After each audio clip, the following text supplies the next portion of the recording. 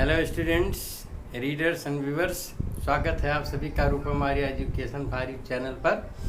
आज मैं आप लोगों के लिए एक नया टॉपिक कंजक्शन लेकर के आया हूँ। ये पार्ट्स ऑफ स्पीच का एक भाग है। 8 पार्ट्स ऑफ स्पीच होते हैं, आप जानते हैं। उसमें एक कंजक्शन भी है। यह बहुत ही इम्पॉर्टेंट चैप्टर है। ये जहाँ आपको बेसिक नॉलेज देगा, वहीं आप इससे सिंपल सेंटेंस के अलावा कॉम्प्लेक्स सेंटेंस और कोऑर्डिनेटिंग कंजक्शंस भी इससे बनाना सीखेंगे। तो इस कंजक्शन का जो प्रयोग होता है, ये विशेष करके कॉम्प्लेक्स सेंटेंस और कंपाउंड सेंटेंस बनाने में यूज होता है। तो एक नज़र हम लोग पहले कंजक्शन के ऊपर डालते हैं कि कंजक्शन क्या है, इसका काम क्या है, इसके विषय में कुछ हम अध्ययन करते हैं। तो नाउ लेट अस सी कंजक्शन। कंजक्शन को हिंदी में हम संयोजक कहते हैं। संयोजक का मतलब होता है जोड़ना, योजक जोड़ना, ये जोड़ता है, इसका काम होता है जोड़ना। क्या जोड़ता है? यह है वर्ड्स, ये ज्वाइन करता है, दो या दो से अधिक शब्दों को जोड़ता है। फ्रेजेज माने वाक्यांशों को जोड़ता है, अथवा सेंटेंसेज और क्लॉजेज, सेंटेंस अथवा उपवाक्यों को जोड़ता है। तो संयोजक का काम दो शब्दों, वाक्यांशों, सेंटेंसों अथवा क्लॉजेज को जोड़ने का काम करना होता है। फ्रेज, इसके पहले मैंने बताया है कि फ्रेज क्या होता है। आप मेरे पिछले वीडियो को लिंक खोल करके जाकर देख सकते हैं। अगर आप नए हो इस चैनल पर तो इसे सब्सक्राइब कर लें, जिससे आपको नोटिफिकेशन मिलता रहे। तो नाउ लेट अस, और क्लॉज क्या होता है? सेंटेंस और clause. Sentence is just equal two clause. ये सेंटेंस और क्लॉज लगभग इक्वल होते हैं, दोनों इक्वल होते हैं। दोनों का अपना सब्जेक्ट और प्रेडिकेट होता है। लेकिन जब एक सेंटेंस को दूसरे सेंटेंस से हम जोड़ते हैं तो उसमें जो सेंटेंस जुड़ता है वो क्लॉज कहलाने लगता है। यानी दोनों सेंटेंस में जब दो सेंटेंस हम जोड़ेंगे तो दोनों सेंटेंस क्लॉज कहलाने लगते हैं। और जब सेपरेट कर दें तो सेंटेंस होते हैं, और जब जोड़ते हैं तो उन्हीं सेंटेंसेस को क्लॉजेस कहा जाता है। तो नाउ आगे कुछ हम एग्जाम्पल्स लेते हैं। नाउ लेट अस सी, कुछ कंजक्शंस के माने एग्जाम्पल्स लिखा है, और इसे आपको स्पष्ट करेंगे कि कैसे ये शब्दों और फ्रेजेज और सेंटेंस और क्लॉजेस को जोड़ता है। तो now see the first sentence, Rahul and Raju are friends. Rahul और राजू मित्र हैं। इसमें देखिए राहुल एक शब्द है और ये राजू भी एक शब्द है। इसमें क्या करता है? ये टू वर्ड्स को जोड़ता है। इसमें दो शब्द जोड़े गए हैं। पहले वाक्य में दो शब्दों को जोड़ने का काम कंजक्शन कौन करता है? एंड करता है। ये एंड जोड़ता है राहुल और राजू को। Like wise in the second sentence, now see here, he tried hard but failed. यहाँ पर देखिए दो क्रियाएं दी हुई हैं, दो सेंटेंस हैं, सब्जेक्ट सेम है, he tried but he failed. क्योंकि सब्जेक्ट जब एक ही होता है तो सब्जेक्ट का लोप कर देते, यही सब्जेक्ट इसके लिए भी हो जाता है। तो उसने कठिन परिश्रम किया लेकिन फेल हो गया।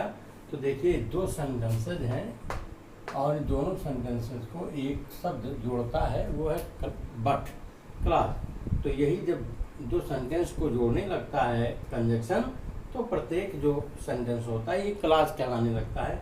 तो एक क्लॉज इसको भी कहेंगे ही ट्राइड हार्ड, और दूसरा क्लॉज हो जाएगा बट ही फेल्ड। इस तरह से क्लॉज कहलाने लगते हैं जब दो वाक्य आपस में जुड़ते हैं, सेपरेट होने पर सेंटेंस कहलाते हैं।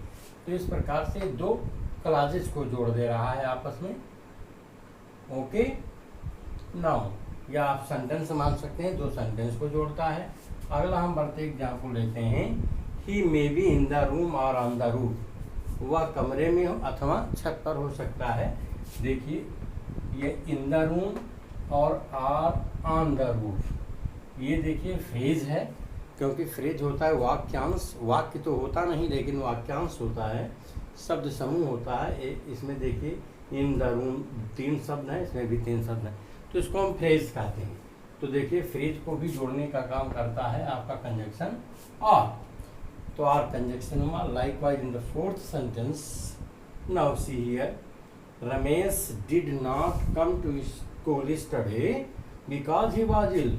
रमेश स्कूल कल नहीं आया क्योंकि वह बीमार था। नाउ सी हियर, यहाँ ये पूरा एक कंप्लीट सेंटेंस है अपने आप में, और ये भी एक सेंटेंस ही है क्योंकि इस सेंटेंस का भी अपना सब्जेक्ट है, वर्ब है, और इसका भी अपना सब्जेक्ट और वर्ब है।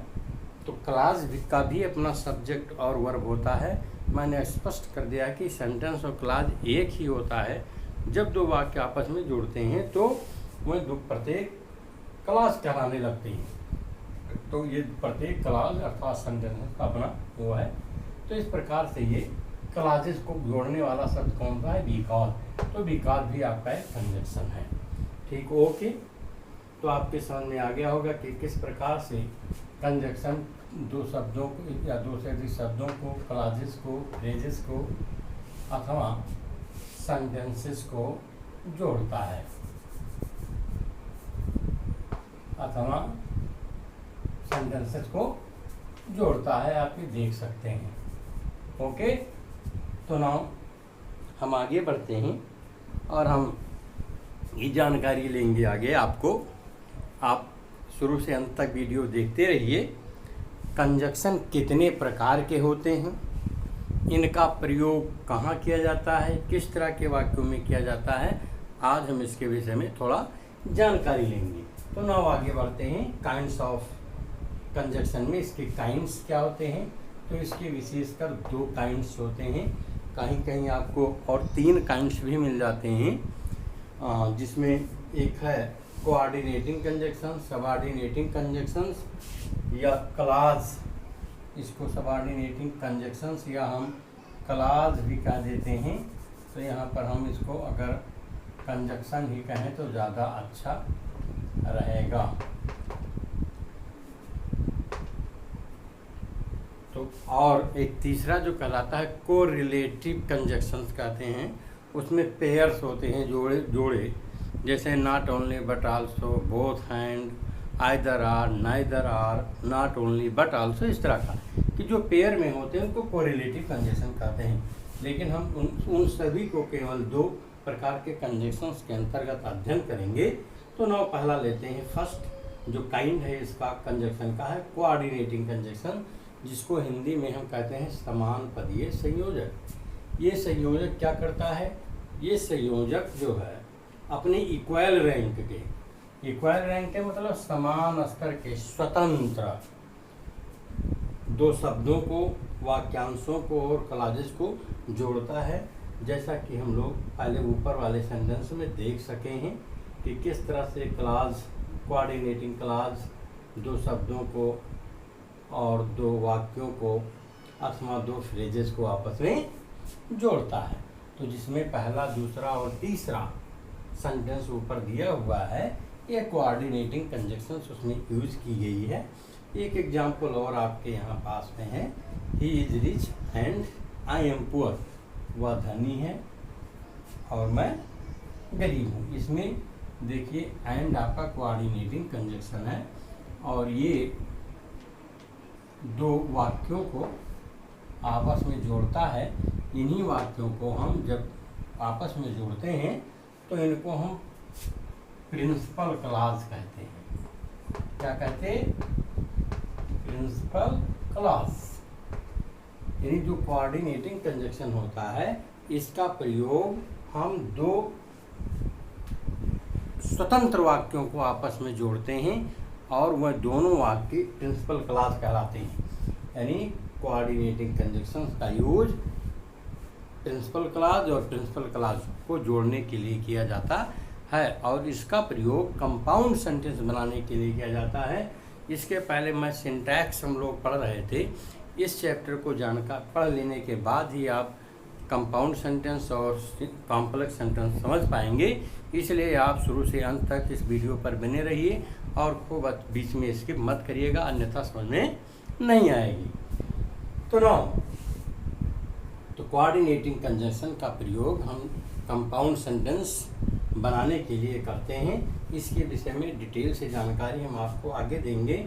आज केवल इतना ही कि कितने प्रकार के कंजक्शंस होते हैं, इनका यूज कहाँ होता है। ठीक, तो ओके।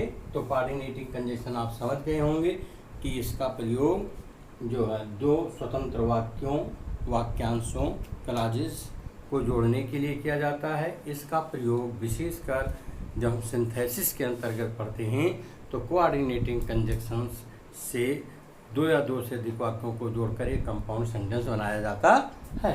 नाउ नेक्स्ट जो काइंड है इसका वो सबऑर्डिनेटिंग कंजक्शन है। सबऑर्डिनेटिंग कंजक्शन क्या है? ये सबऑर्डिनेटिंग कंजक्शन जो होता है ये ऐसे क्लॉजेज को जोड़ता है। इसका प्रयोग हम करते हैं सबऑर्डिनेटिंग क्लॉज जो होता है या सबऑर्डिनेटिंग कंजक्शन होता है, यह प्रिंसिपल क्लॉज को सबऑर्डिनेटिंग क्लॉज प्रिंसिपल क्लॉज से सबऑर्डिनेटिंग क्लॉज को जोड़ देता है। तो इसका काम क्या होता है? सबऑर्डिनेटिंग क्लॉज को प्रिंसिपल क्लॉज से जोड़ देना। सबऑर्डिनेटिंग क्लॉज क्या होता है? सबऑर्डिनेटिंग क्लॉज वह वाक्य होता है या वाक्य का भाग होता है जो टाइम को, समय को, रीजन कारण को, प्लेस स्थान को, मैनर ढंग को, कंडीशन शर्त को, पर्पज उद्देश्य, इफेक्ट और रिजल्ट वाले प्रभाव या परिणाम और कंपैरिजन तुलना अथवा कॉन्ट्रास्ट विरोध को व्यक्त करता है। अर्थात वह शब्द, ये वाक्य के वह भाग जो समय यानी time, reason, place, manner, condition, purpose, effect, result, comparison and contrast आदि को एक्सप्रेस करते हैं वह सबऑर्डिनेटिंग कंजक्शन कहलाते हैं। ये सबऑर्डिनेटिंग कंजक्शंस का प्रयोग कॉम्प्लेक्स सेंटेंस बनाने के लिए किया जाता है। जब एक प्रिंसिपल क्लॉज के साथ में सबऑर्डिनेटिंग क्लॉज को जोड़ दिया जाता है सबऑर्डिनेटिंग कंजक्शन का प्रयोग करके, तो वह वाक्य कॉम्प्लेक्स सेंटेंस हो जाता है। अब मैं आपको आगे एग्जाम्पल्स के माध्यम से बताऊंगा कि किस तरह से subordinating conjunction time, reason, place, manner, condition, purpose, effect, result, comparison और कॉन्ट्रास्ट व्यक्त करता है। तो आगे देखें।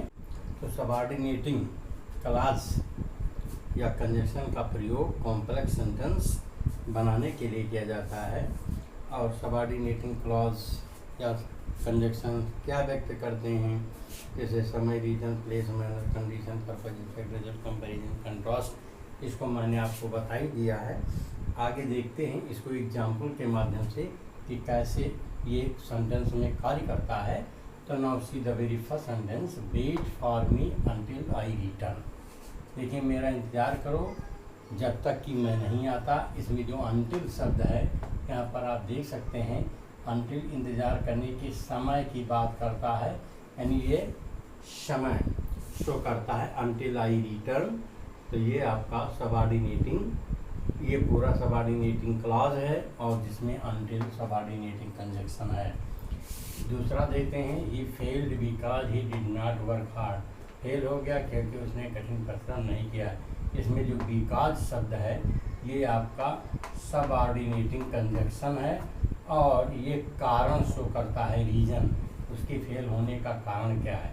तो ये पूरा आपका सबऑर्डिनेटिंग कंजक्शन ऑफ रीजन है। इसको सबऑर्डिनेटिंग कंजक्शन ऑफ रीजन भी हम कह सकते हैं। तो रीजन शो करता है। इसी तरह अगला सेंटेंस है, I don't know where he lives. मुझे मालूम नहीं है जहाँ वहाँ रहता है। यहाँ ये प्लेस की बात करता है, यानी वेयर का प्रयोग हम प्लेस के लिए करते हैं। तो इसमें वेयर आपका सबऑर्डिनेटिंग कंजक्शन है और इसको जोड़ता है दो वाक्यों को। इसी तरह I will work as you like, जैसा आप चाहेंगे, पसंद करेंगे उसी तरह मैं कार्य करूँगा। इसमें देखिए मैनर, इससे मैनर व्यक्त होता है कि मेरे कार्य करने का मैनर क्या होगा, जैसा आप चाहेंगे। तो आई सबऑर्डिनेटिंग कंजक्शन है। Like wise the next sentence, if you work hard you will pass. यदि आप कठिन परिश्रम करोगे आप सफल होगे। इसमें देखिए इफ़ क्या व्यक्त करता है, ये कंडीशन व्यक्त करता है, शर्त व्यक्त करता है और ये कोऑर्डिनेटिंग यानी सबऑर्डिनेटिंग कंजक्शन ऑफ कंडीशन है।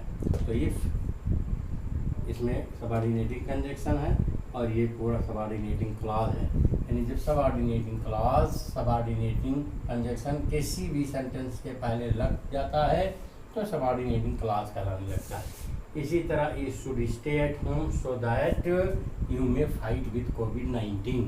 आपको घर पे रहना चाहिए जिससे आप कोविड-19 से फाइट कर सकें। तो यहाँ पर देखिए आपके घर पे स्टे करने का उद्देश्य व्यक्त होता है। क्या व्यक्त होता है? उद्देश्य, जिससे आप फाइट कर सकें। तो इसमें सो दैट शब्द है, ये दूसरे वाक्य को जोड़ता है और ये सो दैट पर्पज व्यक्त करता है, इसलिए सबऑर्डिनेटिंग कंजक्शन है। So that subordinating conjunction. इसी तरह नेक्स्ट सेंटेंस है he is so poor that he can not by A cooler. इतना गरीब है, 2 दिन से बहुत ज़बरदस्त गर्मी हो रही है, वो इतना गरीब है कि कूलर खरीद नहीं सकता। तो ही इज सो पुअर, यानी उसके पुअर का जो इफेक्ट है कि वो कूलर खरीद नहीं सकता। तो इसमें सो और दैट ये 2 कंजक्शंस इफेक्ट और रिजल्ट व्यक्त करते हैं कि इसका रिजल्ट क्या है, यानी पॉवर्टी का, उसकी निर्धनता का रिजल्ट है कूलर नहीं खरीद सकता। तो इसमें सो या दैट आपका सबऑर्डिनेटिंग कंजक्शन है। इसी तरह अगला sentence, I am not so strong as you, मैं आप जैसा स्ट्रांग नहीं हूँ, यानी जब मेरे और आपकी स्ट्रांगनेस की तुलना की जाती है तो इसमें कंपैरिजन किया गया है मेरी और आपकी स्ट्रांगनेस में। तो इसमें सो और एज ये 2 सबऑर्डिनेटिंग कंजक्शन हैं और ये 2 वाक्यों, 2 क्लॉजेस को आपस में जोड़ते हैं। तो इसमें कंपैरिजन व्यक्त होता है। 2 he is poor he is honest, यद्यप वह गरीब है और फिर भी वह ईमानदार है। ये देखिए गरीब है, ये यद्यप, ये कॉन्ट्रास्ट है, यानी थोड़ा कम होना, यानी कुछ जो गरीब हैं वो अपनी गरीबी से लड़ते हैं, लड़ते वक्त कुछ बेईमानी भी कर लेते हैं, ऐसा अमूमन माइंड में रखा जाता है। लेकिन ऐसा व्यक्ति है वो कि गरीब है फिर भी ईमानदार है। तो इसमें कॉन्ट्रास्ट यानी विरोध सूचक है ये, जिसमें 2 आपका सबऑर्डिनेटिंग कंजक्शन है। तो इस प्रकार से कोऑर्डिनेटिंग कंजक्शन, सबऑर्डिनेटिंग कंजक्शंस के डिफिनीशन और इसके एक्सप्लेनेशन के विषय में आज मैंने अध्ययन कर लिया है। आपको अगले वीडियो में डिटेल से सबऑर्डिनेटिंग कंजक्शंस कितने प्रकार का होता है, इसमें कौन कौन से शब्द आते हैं, उसी तरह से सबऑर्डिनेटिंग कंजक्शंस कितने प्रकार का होता है, इसमें कौन कौन से शब्द आते हैं, इसके विषय में डिटेल से आपको जानकारी दूंगा। तो आई होप आपको समझ में आ गया होगा। आप इस वीडियो को लाइक करें, चैनल को सब्सक्राइब करें, कमेंट करें, शेयर करें, बेल आइकन अवश्य प्रेस करें, जिससे जब इस चैप्टर से संबंधित मैं आपको अगला वीडियो अपलोड करूं तो आपको उसका नोटिफिकेशन मिलता रहे। वेरी इम्पॉर्टेंट चैप्टर है सिंटैक्स और सिंथेसिस के लिए। तो okay, thank you for watching.